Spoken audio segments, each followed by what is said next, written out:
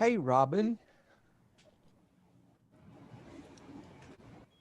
It didn't want me to start the thing early, so it was knocking all of you out.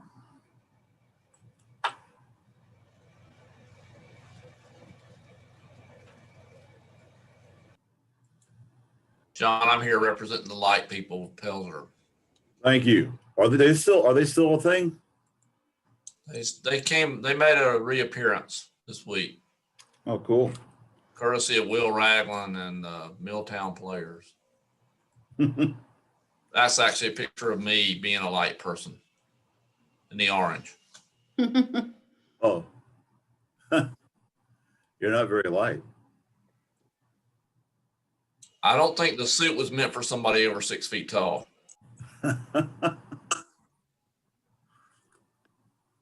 I'm still getting dings here. Well, man, this maybe set a record for attendance today.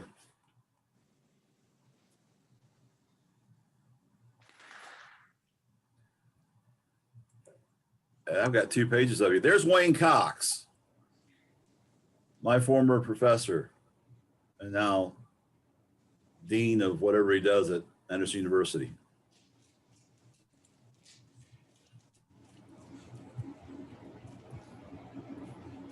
Hey, John. Hey. Hello, everybody. Also have Robert Reeves from AU with us today. There's John Humphreys.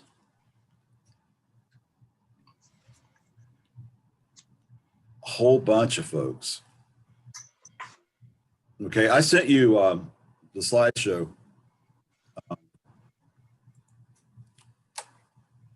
So that you could look at it and take notes with if you want to print it. I'm going to reopen it here because I was having problems with my technology.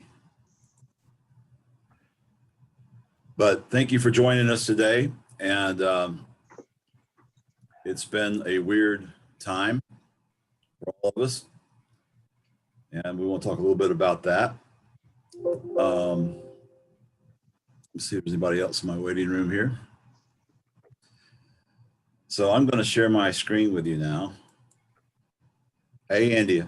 India says, hey.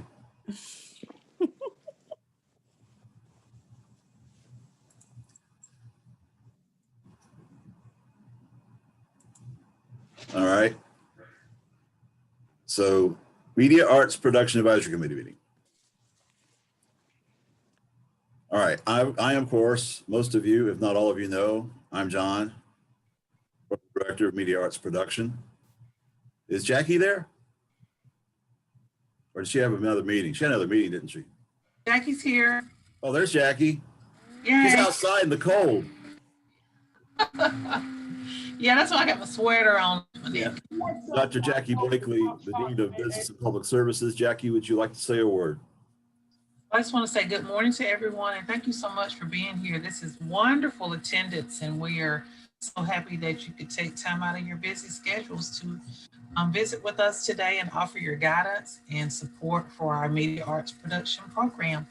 So thank you once again, and hopefully in the near future, we'll all be able to get back together again.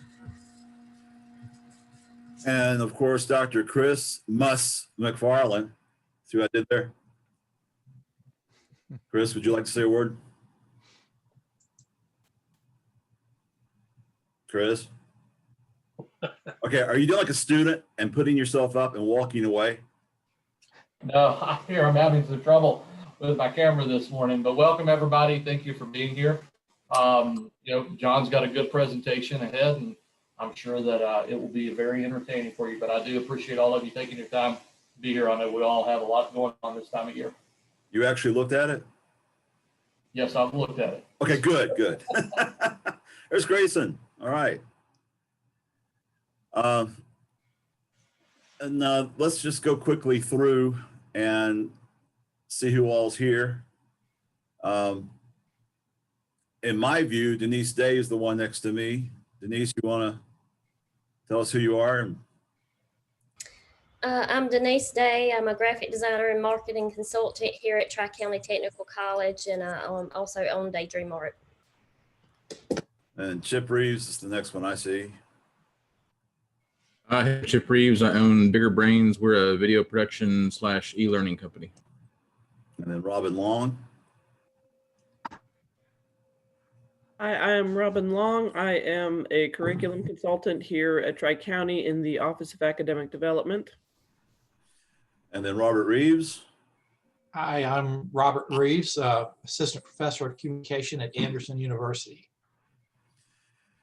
He's there, John Woodson. And then John Humphreys. Hey, John Humphreys with WYFF4. Kevin Neely. Hey, Kayla here, writer producer with Colonel with Spectrum. And then Ahmad Chaudhry. Good morning, everyone. I am the interim vice president for academic affairs at the Tri-County Technical College. And then Dan Cooper. Dan Cooper, I'm the Chief of Staff, AKA Chief of Stuff for Tri-County Technical College. And then Chip Tonkin. Hey, I'm Department Chair of the Graphic Communications Program at Clemson. Jeff Sams. Hey, I'm Jeff Sams. I'm one of the instructors in the Media Arts Production Program at Tri-County. And Stephen Mathena. Hi, Stephen Mathena, also an adjunct in the MAP program, representing the Greer Satellite Campus. Now that's the Greenville Tech that has the Greer Satellite Campus. Oh, okay. I should be working there then. Do what? I should be working there then, I guess. I don't know. Well, there's nothing for you to do there. Lynn Smith. Hi, where am I? You're Lynn Smith. I know, I said, where am I, which is even worse. Well, anyway, I'm Lynn Smith. I'm a career counselor and career and employability resources here at Tri-County. And then I guess I should have you all on the screen. We can see each other. Stella Grove, you don't have to wear a mask at this meeting. I'm at Ron Swanson's desk, so it's kind of dangerous. I work in the career office here at Tri-County Tech. Let's stop share there so you can see everybody. Let's see. And then Dr. Wayne Cox. Hi, Wayne, Dean of Arts and Sciences at Anderson University. And then India. Sorry, I was muted. I'm India, and I'm a former student at Tri-County in the media arts production.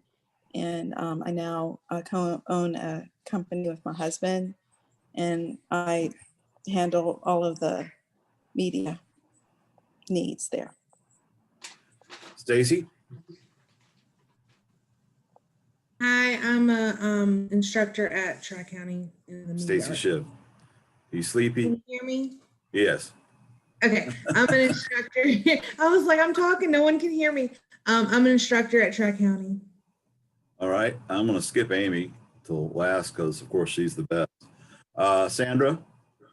Hi, I'm Sandra Strickland. I'm in the Corporate and Community Education Division of the campus. Grayson Dove.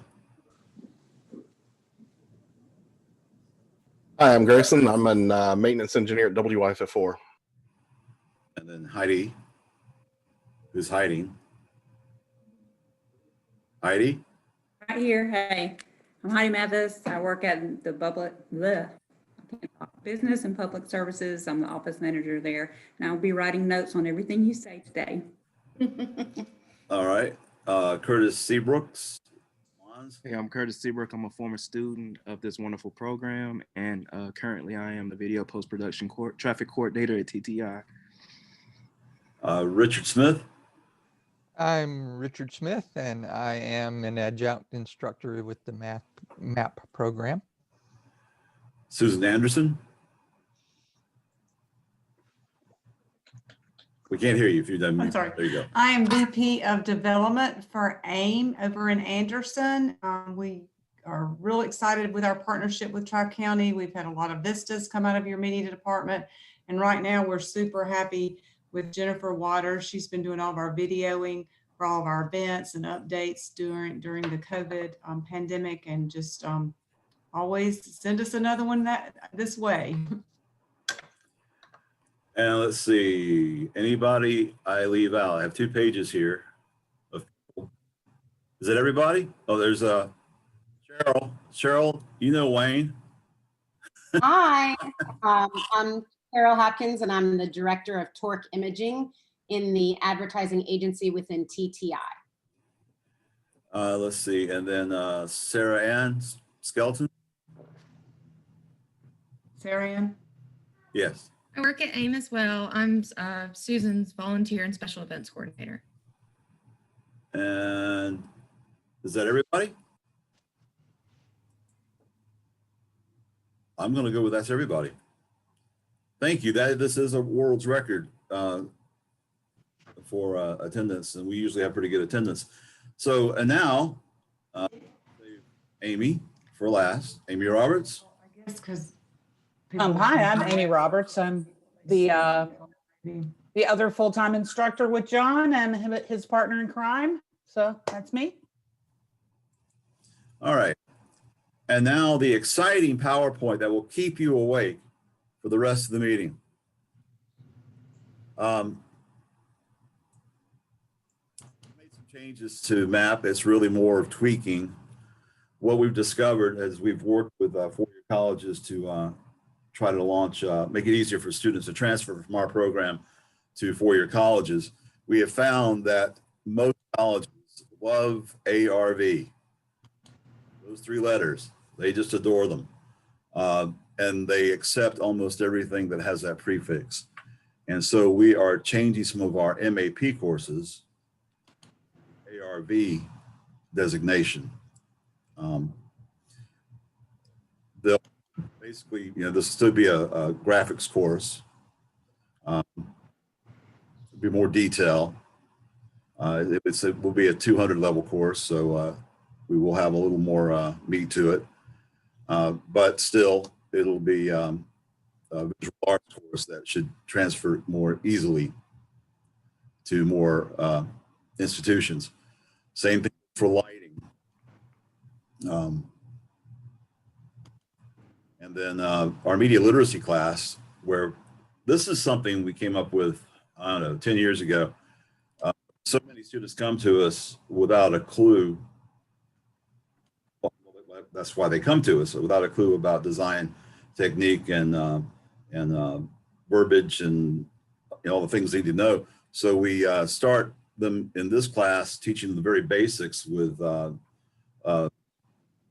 Photoshop, and also with things as simple as crayons and paper, so that they perspective and color theory, all the higher principles of design and other media skills before they are thrown into some of the harder software.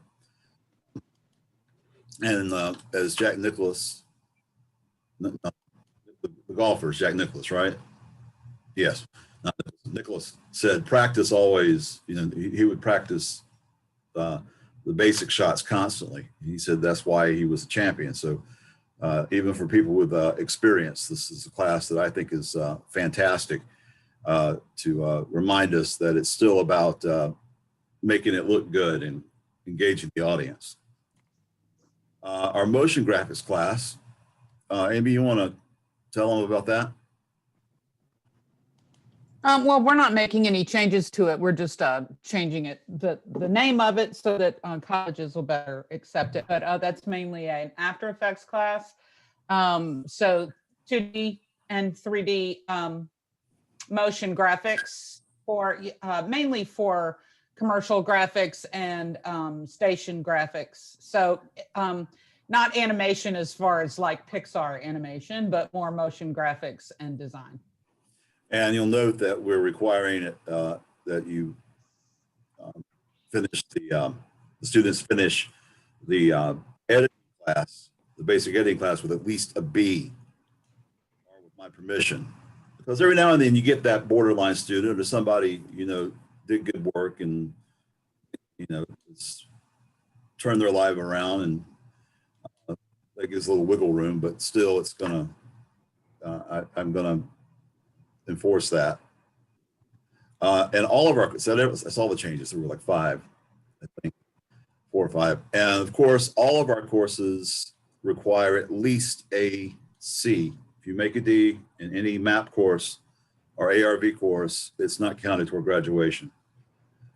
So for us, Ds do not get degrees. See, there was a graphic right there, a motion graphic. See what I did? A radio guy did that. Yeah. The Rona. It's affected all of us. How we do our work, where we do our work, if we do our work, how we gather and create content. Yeah. And let me tell you what we've done in this program and a little bit as the college. All of our classes in the spring, because back in March is when this all hit us, we moved everything very quickly in a matter of days, really, to online courses, and it worked. I think that was a success story across the college, and we were able to finish the spring semester. Most of our summer classes were online, the first session anyway, and we had traditional distance learning.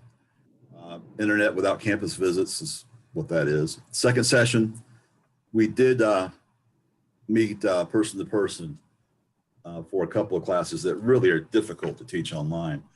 Some classes make sense online, like Intro to Media, the sales class, business class. We found that film production makes a nice transition to online, believe it or not. Photography, we've done well online, or at least with Zoom meetings and not meeting face to face. Fall classes were a combination of face to face, hybrid, synchronous, traditional distance learning, and asynchronous classes as well. So some classes met at a certain time, but you met via Zoom. And of course, classes like, for example, the ARV 231 digital video editing and the audio 101 class, really difficult to teach online. Although the college and Adobe, well, Adobe had to figure something out for everybody, came up with a deal where students could do more work at home with the software. So we were able to do our best to keep people separated and safe.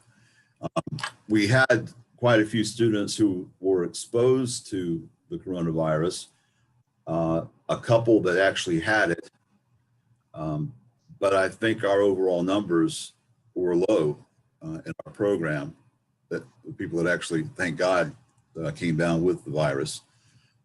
The college has posted those numbers for the college-wide, if you're curious, on the tctc.edu.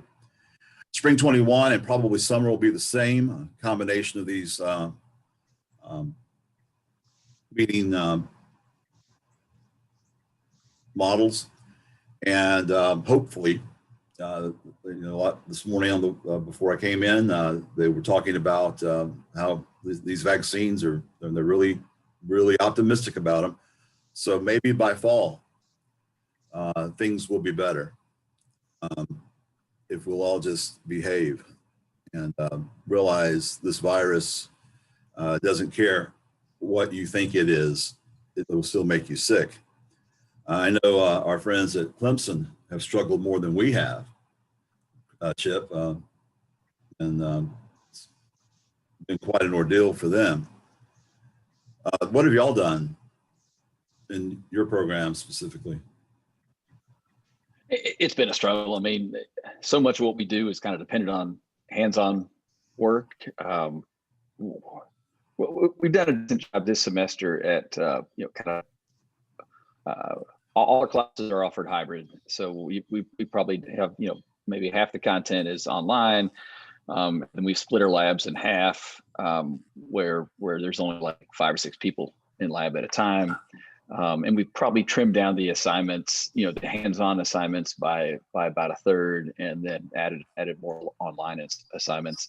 So I think what we're finding is the good students are doing exceptionally well. Like the ones that are really into it, they're getting better education than they would have otherwise, because there's so few people in lab. And the marginal students are doing worse. They're just kind of barely showing up, kind of doing the minimum. So I think it's going to be a difficult time over the next year to kind of catch those students up that are on the margins. But I think the exceptional ones are doing fantastic. The other challenge we're facing is internships. So much of our program kind of depends on students going out for 2 semesters and doing real world internships. And I'd say the opportunities are at least cut in half, if not 2/3, as far as what's available out there. A lot of companies, even if they're doing well, they're nervous to bring someone on at this point. So we are struggling to get students out into internships. We're having to be pretty flexible on what we count as internships at the moment. So we're getting by, but it's not an ideal situation. And I'll ask our other educators with us this morning how AUs handle that, and then we'll get to some of the businesses and industry. Wayne or Robert, you want to? As far as how we've been doing? Yes. We've had a pretty good semester at AU. We've been able to have in-person classes throughout the semester. Some of the classes we've had to split. We call it flexing the classes, where maybe if it's students that are in Tuesday, Thursday, half the class will be in person on Tuesday and half the class will be in person on Thursday. It has we've done the same thing with Clemson is related to students in our lab and keeping our numbers down inside the lab. But we've been able to kind of press on for the most part in a fairly routine way in the fall. We had to obviously stop in the spring and make quick adjustments and things like that. That was challenging, but we got through that. And so we've had a fairly good semester. I would agree that the marginal students are the ones that have had the hardest time in our program as well. I've had some students that were not the strongest, didn't necessarily have the best study habits and all of those kinds of things, who've tended to struggle a little bit more this semester than others, but we've done pretty well. I think some students that are struggling are the ones that expect us to show them everything, and what we do, that's often the case. But now they're having to go back and do what other college courses do, is do some prep on their own, and then we'll tell them what they need to do with that prep, and that's difficult for some folks. This is I want to ask how it's gone in the workplace. Tri-County Tech has done a really good job of keeping the public informed of our situation, and I think I'm very proud of our institution's response, especially when I'm aware of what some of our not to many names, some of our sister technical colleges struggled with. I think we did a pretty good job of keeping things going. Very proud of that.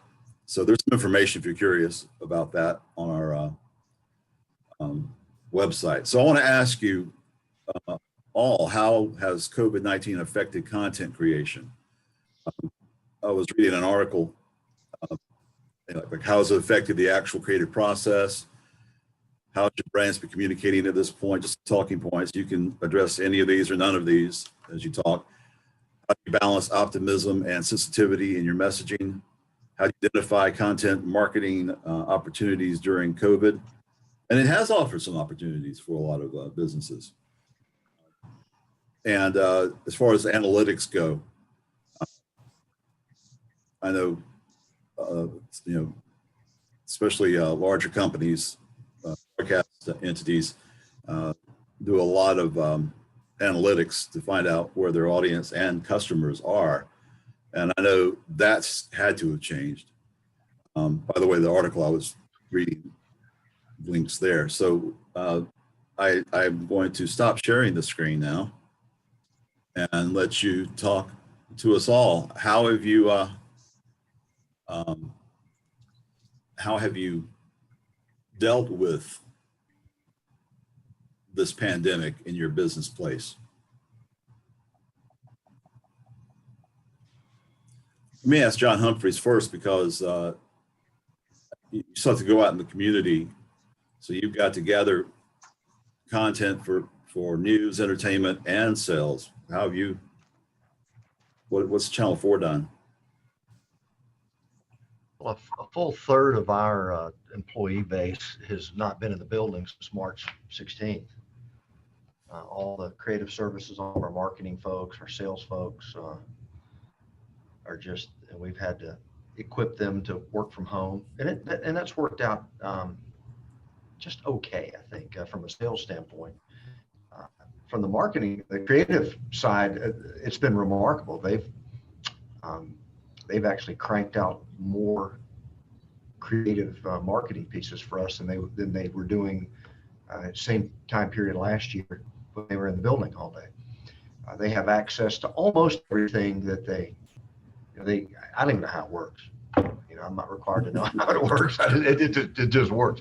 But they log on to their desktop, and then they can access most of their editing and all that kind of, and all that stuff that they need to create what they do. We're using video that's shot on mobile phones.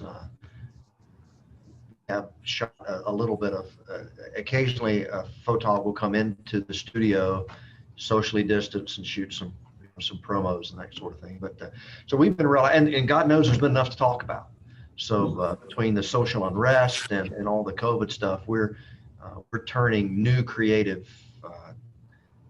constantly. And they've done a good job. It's not the exact same as if Benji Newman is sitting in his editing suite with all the toys and all the bells and whistles, but it's good stuff. I doubt the average person watching would know that that we weren't all there doing that here at the station. So it's been a definite pivot, but I am the only person in this half of the building. Literally the only person in this half of the building. I sit in my little cave here. It's a nice cave, but it's still just a cave. And I sit in this little cave all day, every day, and do what I do. But it's been a challenge. It's been a bad year from the core business. If you've watched any television at all up until the second Tuesday of November, you realize that it was by multiples, a record-setting year for political, which kind of rescued us and has kept us afloat. But it's a mess. It is a mess. But our folks have been remarkably resilient, and you do what you have to do, right? So see a lot of home repair ads too. Yeah, it's and listen, if the automakers could just figure out how to make cars in this environment, the auto business is really, really strong right now. But they can't get inventory. And that's a mass, one of the jokes about our business is when Detroit sneezes, television catches pneumonia. So those folks are down a little bit because they just don't have cars to sell you. They have more demand than they have inventory. So, but by and large, now that the politicians aren't hollering at you anymore, you can go back and dial all nines or all twos or whatever, and all the guy attorneys are back. So. Other comments?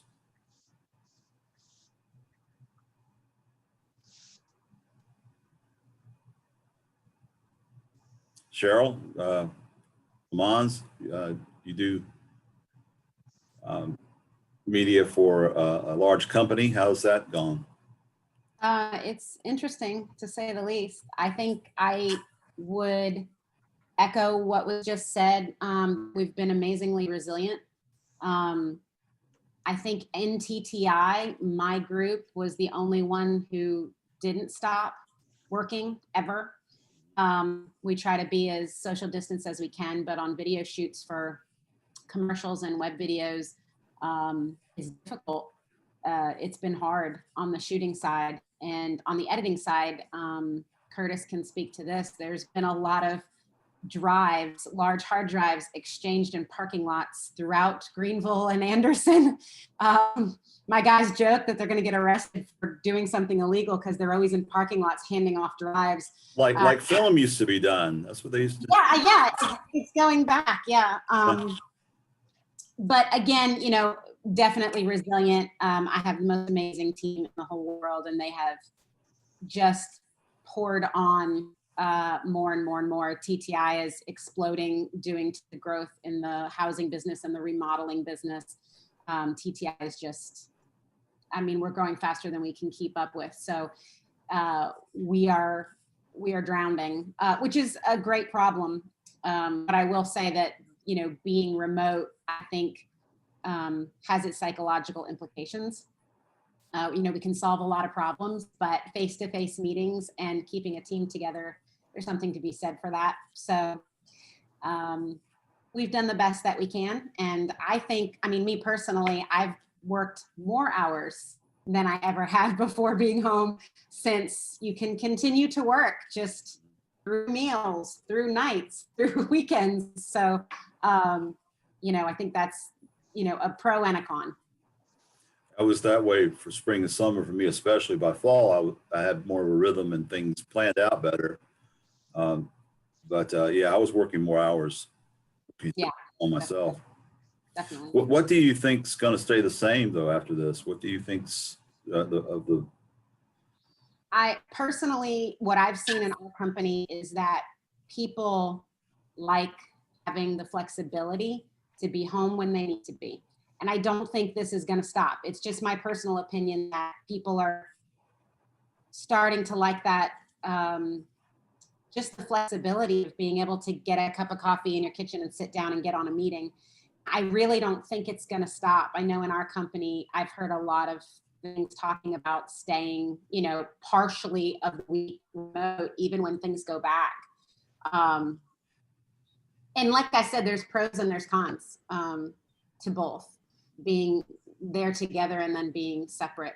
I will say that the collaboration between creative and editing is a struggle. And that's probably due to our increased workload, but being able to collaborate on stuff, screen sharing, you can do it, but again, you lose that personal connection. So I guess I'm, you know, a little old school and want to get back to seeing everybody. other folks in industry? Yeah, Kevin, how is like production as far as going out to clients? You know, are they willing to let you come in and shoot? Yeah, generally, especially here in South Carolina, it's a lot more lax versus North Carolina, where there's a lot more testing.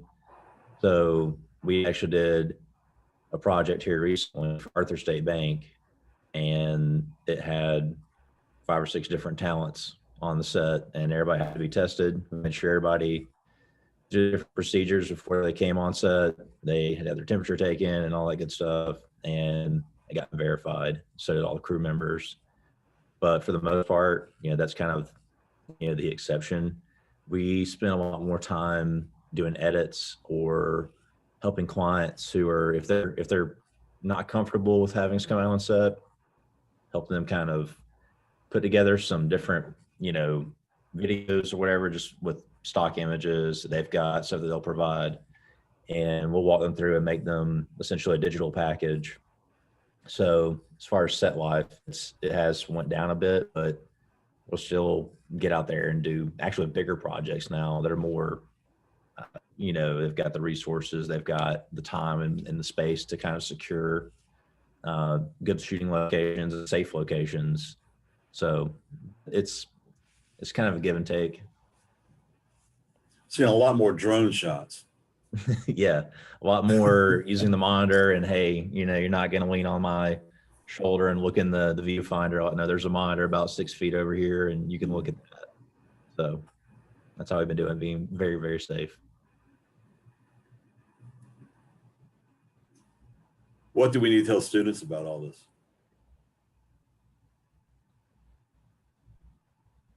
I'm sorry, John, I didn't hear you. What do we need to tell our students about all of this? What do we tell our students? As far as what?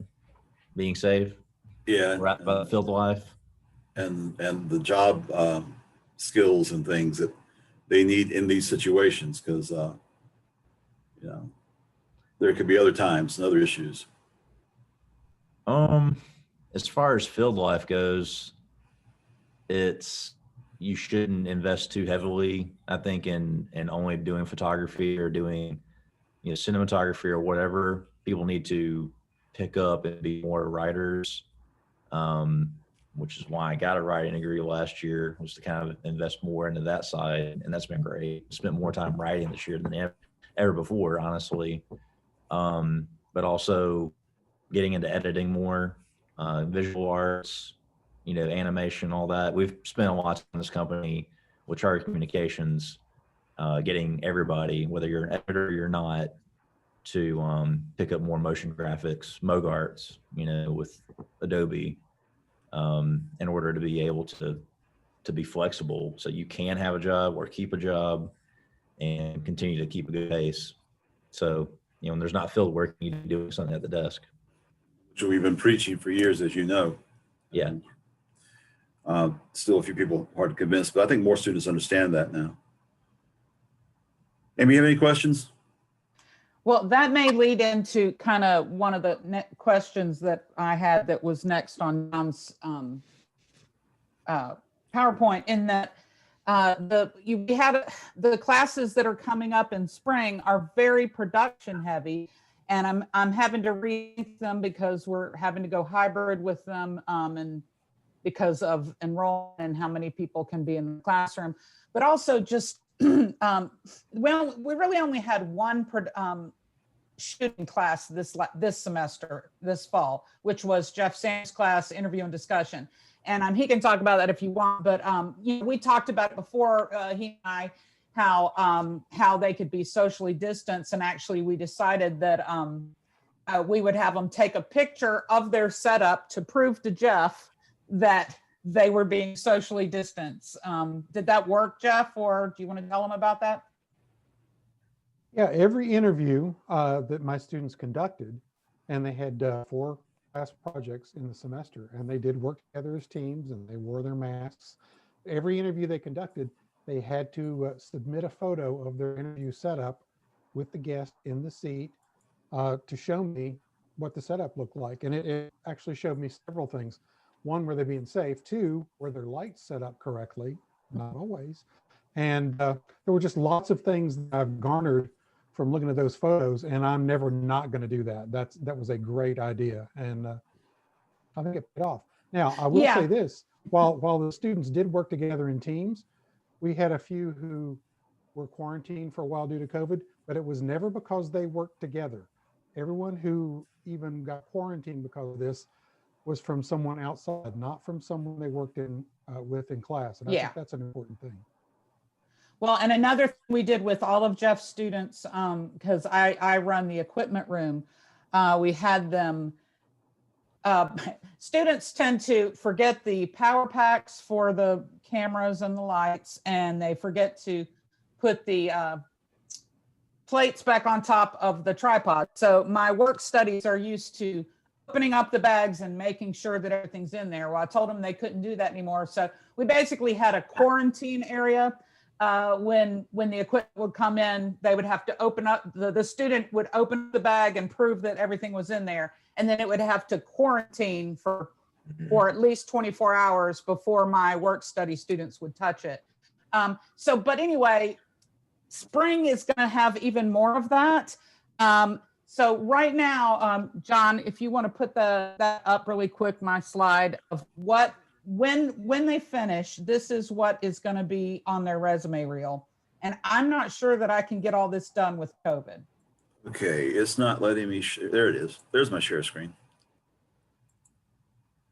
Okay, so right now, the classes that are happening in spring, which will be probably Jeff Sams and myself teaching, when they're finished, their graphics reel will have audio spots on it, photography examples. They'll have, what do you call, not amalgamation, what is the, a compilation, a compilation of graphics that they've made. It may be an amalgamation. Yeah, compilation. Anyway, including some social media. Anyway, a local client commercial, a car commercial, a news package, and then interviews that are both news and client corporate. I'm concerned about being able to get a local client commercial done this next semester. So I wanted to ask y'all about that. And that's why I was asking Kevin in particular that. But also, if you were to see a resume with all these things on it, what do you think we're missing? As far, like, is there something I should do instead? So basically, I make them do a website that has all of these things on it, and of course their resume. So yeah, did I ask the question even? You did ask the question. Okay, okay. What, so I'll shut up for a second. Of what's on this list now, what is there anything missing? Yes. I've always thought it's a really good mix. It's a really good set of different types of pieces. What is the concern with the local client commercial? Is it not having local clients access, or is it? Yeah, COVID, being able to go out. Like I had to drop it last spring when I taught these same two finishing courses. They were about to go out and do the client commercials when the governor closed us down. And I had to, I only had maybe 3 students had already shot their commercial and were able to finish it. So I'm just concerned that, they may not be, one, should I even send them out there? I think that they were fine looking at Jeff's class last semester. Nobody, everybody was being safe and nobody got hurt. But yeah, is anybody going to let them come in? If you have a small business, like usually it's small restaurants, little stores, little boutiques in downtown Pendleton, that type of store thing. Are they going to let use whatever they create on their websites? We give it to them. Yeah. Oh yeah, our students, their stuff gets definitely used, at least online. But anyway, I don't know that they're even going to let them in, or should I not do that because there's something else that I need to concentrate on? Well, here's a question too on doing local or anything going out, right? Are they taking, like liability into consideration for you guys? Like, are they testing before they go out and shoot, or making sure the clients have made sure it's cleaned? And nope, our school, don't get me started. Okay. All right, that's a risk. I would say, like, most people, we've gone to houses and shot this entire time. I do have some people who are like, I don't want you in my home, but yes, you can use my property. You can use my yard. I think if it's open air, I think that's always better because you can be back. I think my biggest thing is the microphones. Putting the microphones on properly, having the people put their own microphone on, making sure that's sanitary. Even a protocol sheet, a long sheet saying this is how we're taking precautions to make sure that you're safe, might put those people at ease. To be like, we're sanitizing the microphones, you can put your own microphone on, show you how to do it.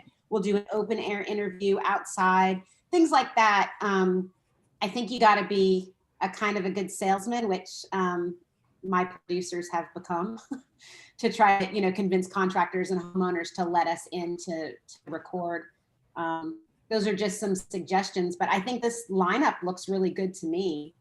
Okay. I've been talking to John about, I feel like I've got a couple of students have gotten jobs where everything is online, as far as like everything they're producing. Like they're not producing anything, even 16:9. Everything's just for Instagram. And, so we've been adding all of that into everything. For instance, when they do the local client commercial, they have to do two internet ads that go with it. Graphics, 2 graphic internet ads that go with it.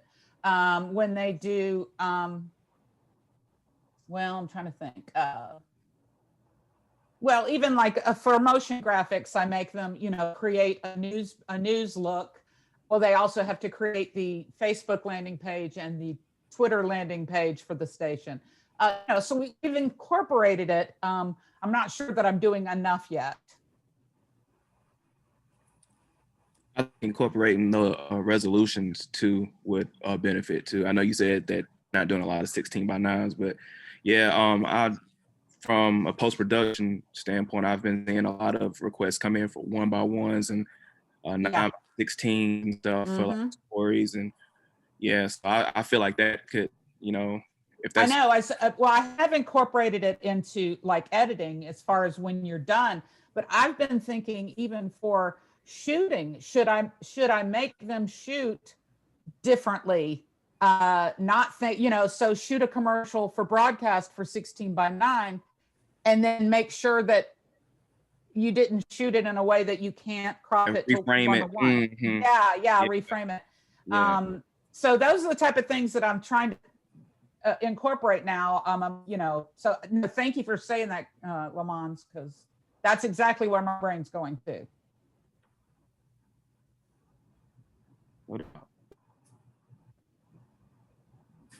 Anyone else? Are you guys emphasizing on maybe medical commercials? Is that kind of that's such a big thing now too? COVID style spots. Medical commercials. So you don't mean for a medical client, you just mean that that's incorporated into whatever the client is? Yeah, I mean, you kind of show that they're conscious basically of it. Social awareness, that kind of stuff's kind of, we're really pushing a lot in media now. Yeah. Showing very caring, empathetic kind of style writing. But yeah, the car industry is pretty much wrecked right now. there's no car advertising going on. It's like a pre-owned or okay. So when I added that car commercial in, it was because that was such a big deal. Well, I think your shooting skills you can really use to it's a good learning experience, but also just because car and political are such big local. But is that something I need to rethink because it's not anymore? Yeah, it's a good question. I mean, it's going to come back though. That's going to be a big thing again. So this is just temporary, I think. Okay. Mr. Humphreys, do you agree that like car still going to be advertised, a big advertising locally for several years? Well, if it's not, then we're all, everybody does what I do is going to be looking for something else to do. Yeah. I think there's going to be a pent up demand when the production comes back. I think car advertising will come back with a vengeance. Good. It'll certainly blow back up. Cars, they can't get one. Yeah. Well, and like I said, that's why I've always done that, because like I said, you have to get your production values in order to do that. You can learn, but also it's always so important advertising wise. So. Also want to ask our friends at TTI, because you do media across platforms. Any more comments about this? Cross-platform in like social and broadcast and. Yes, you do everything.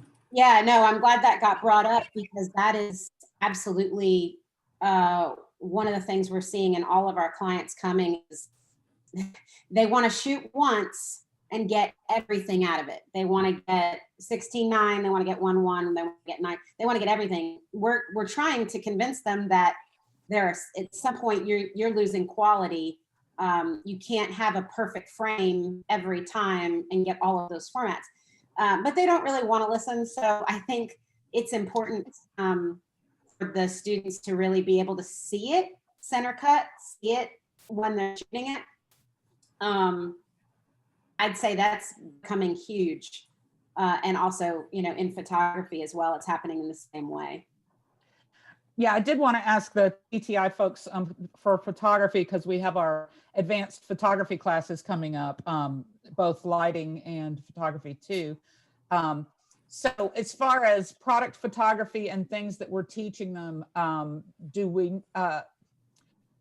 what are clients looking for, or what should we be pushing as far as product photography? Like more Instagram-y type of things, or, you know, I don't know, you tell us.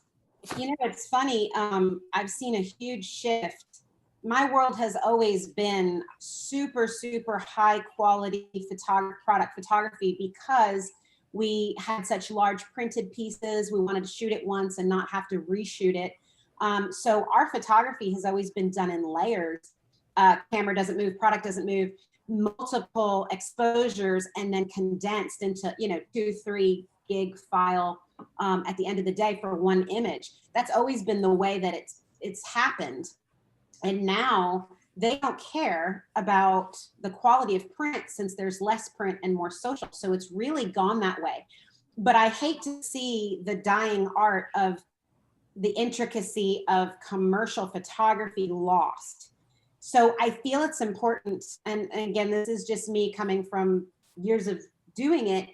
I think it's still important to teach that intricacy of lighting something hard and shiny to the fullest extent, because you're still going to have some of that big billboard or print ads or whatever of, you know, the beautiful drink sitting there with the frost coming down, or the, you know, whatever product it is. And higher end products. Yeah, higher end products. But it's always something that I feel like if you teach them that basis, they can always come down from there. They can always try to get it in one capture, get the best they can.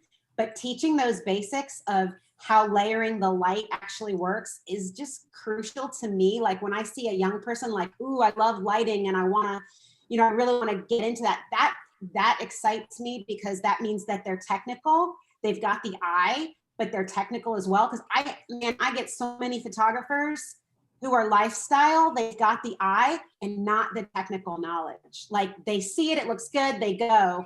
But when it comes to a specific lighting situation, they don't know what to do with themselves. So that's just my perspective on photography, coming from a commercial, more hard and shiny type of industry. Mm-hmm.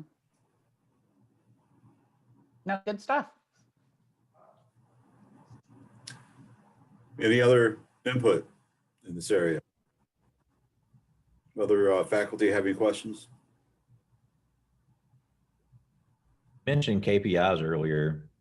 Like, is that something you kind of spend more time, I guess, getting the students to understand how that, you know, how to understand how to work with different clients and their consumers and markets?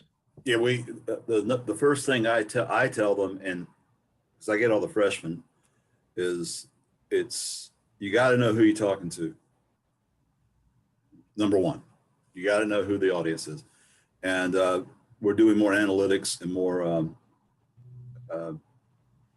and deeper looks at that, especially in our business class, which is really, that's what the business class is.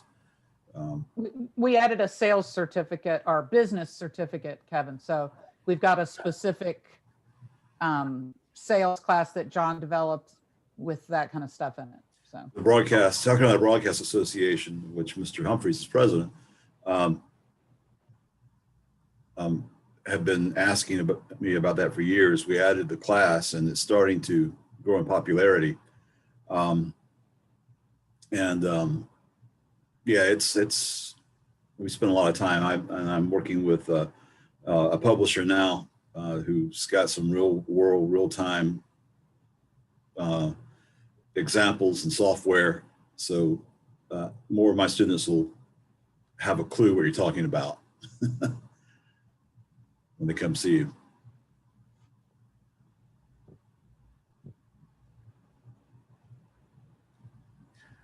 I did want to, Chip Tonkin asked, why is the name ARV? Amy did answer in the chat. A little bit of history, because some of you, this is your first meeting. we were radio and television broadcasting from the late 60s until about, what, 8 years ago or so. And we changed the name of the program to Media, Technology, and Arts and kept the RTV for a while. There are two programs in the state in the technical college system, Tri-County Technical College and Trident down in Charleston. And we couldn't make any massive changes without working with them. So we had a meeting and it went very, very well. And they didn't like Media, Technology, and Arts. So we agreed to Media, Arts, Production. I'm starting to see variations of this out there more and more. And so we had to replace RTV with something, and we chose MAV. ARV is Visual Arts. The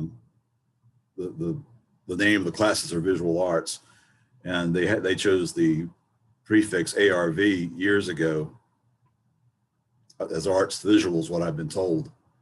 So it was a matter of necessity to work with Trident Tech. But ARV has been around longer. And like Amy says, MAP is still new to a lot of folks.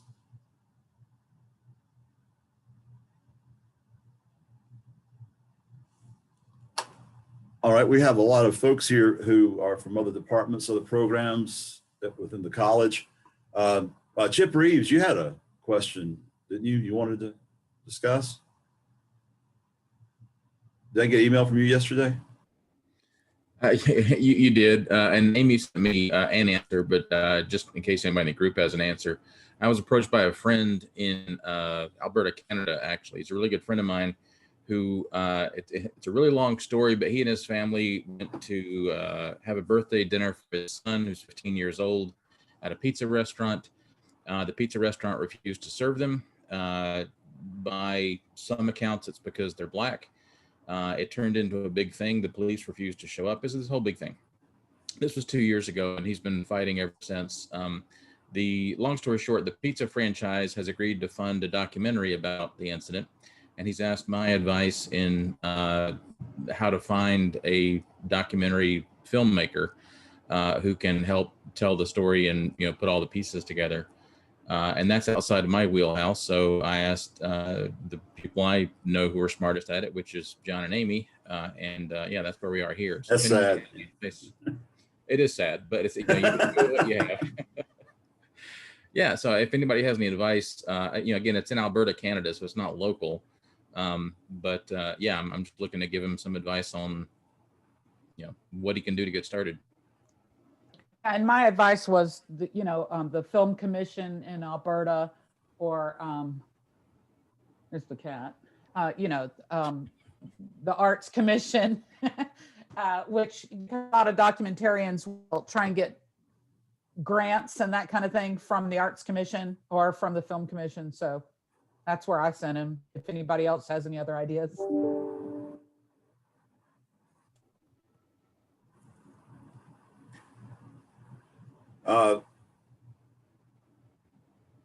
Tri-County Technical College administration, got a couple of you here. Anything you want to ask or say, or?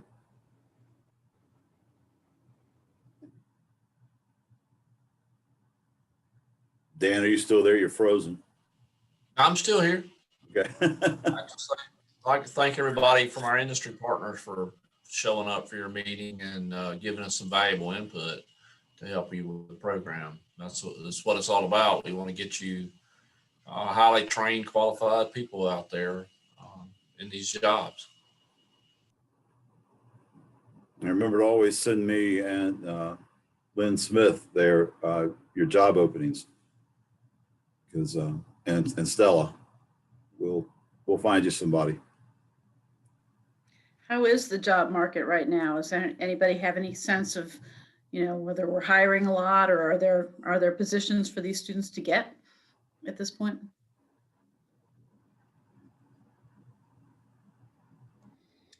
For us, we're e-learning, which has done really well this year. So we've already hired 3 full-time people this summer. We'll be hiring 2 more either in this month or in Q1 next year. So Okay. one of which needs to be a video editor. So there's some. Mm-hmm. Okay, great. Anybody else have a sense of that?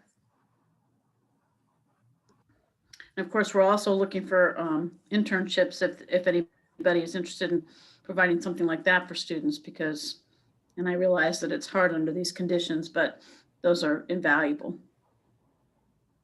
Yeah, I think YFF just left, but they've always been good with interns. Yeah. Okay. And of course, AIM's been great, and both in using interns and hiring our students as well.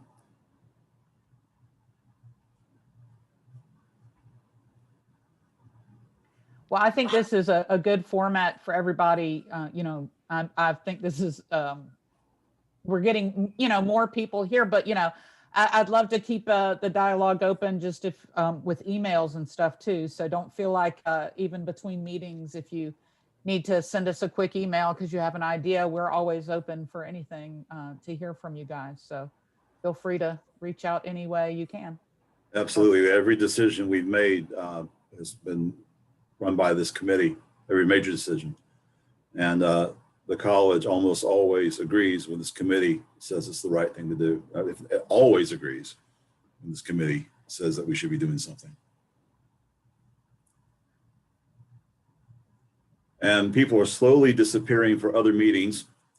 Yeah, I think you need to wrap it up, John. No, I want to talk another 30 minutes. But happy holidays. Thank you for coming. I'm sorry. The only downside to this is no food.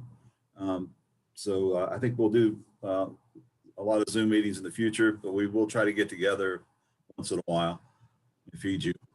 But again, to have close to 30 people in a meeting, I think this is fantastic and a nice variety of positions.